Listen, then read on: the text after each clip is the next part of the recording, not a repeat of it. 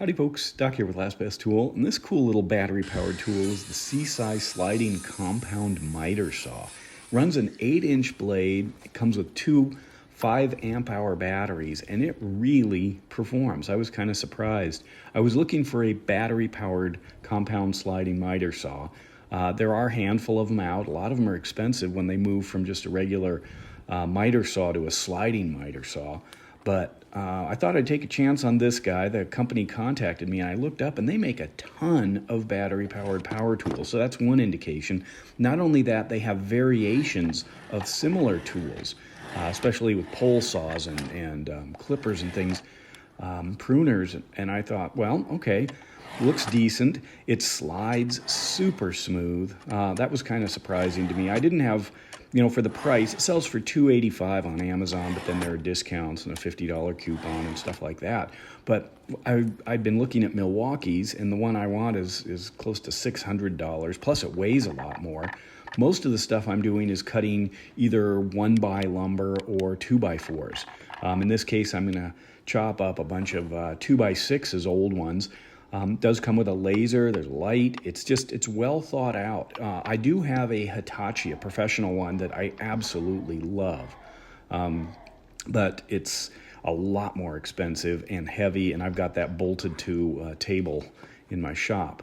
So when I start cutting with this thing, I was expecting, the battery power, it wasn't gonna be able to maintain, almost like a circular saw sometimes. I figured it'd bog down. It never did.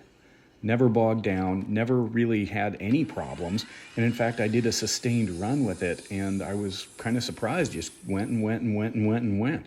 And when I was done with all the video shooting I did, the battery still had all 4 bars. So there's that. And it comes with 2 batteries. They are the proprietary batteries. They fit with the Seesii system. So this is also something I looked at. There's hardwood. It isn't just this old barnwood I'm cutting up. Or not hardwood, that's hard new pine.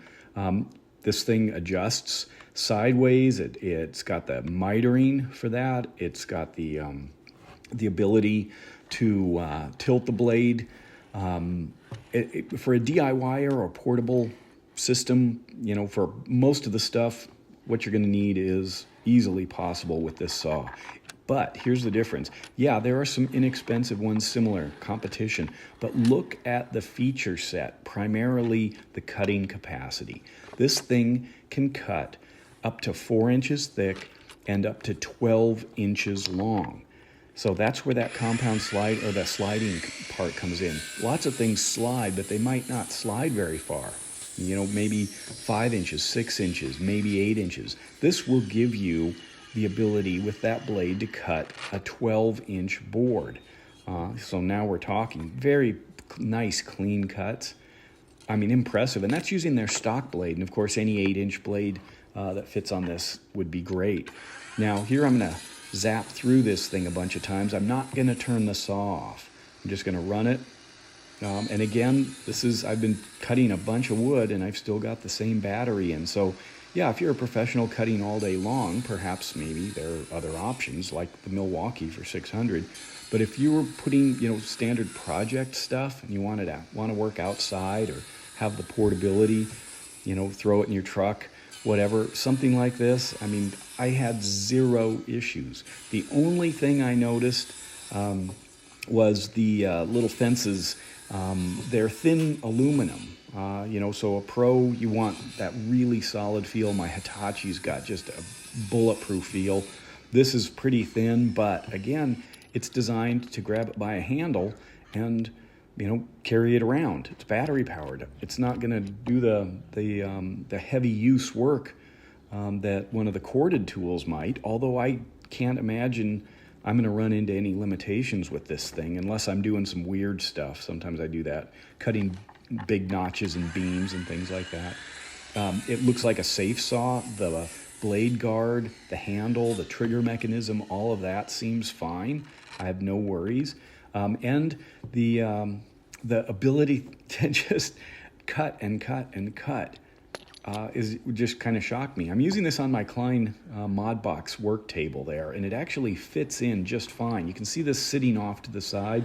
If I slide it in, the depressions on the bottom just pop down for some reason very nicely into that X system. And so I've got a couple of hex bolts here with wing nuts to easily mount it.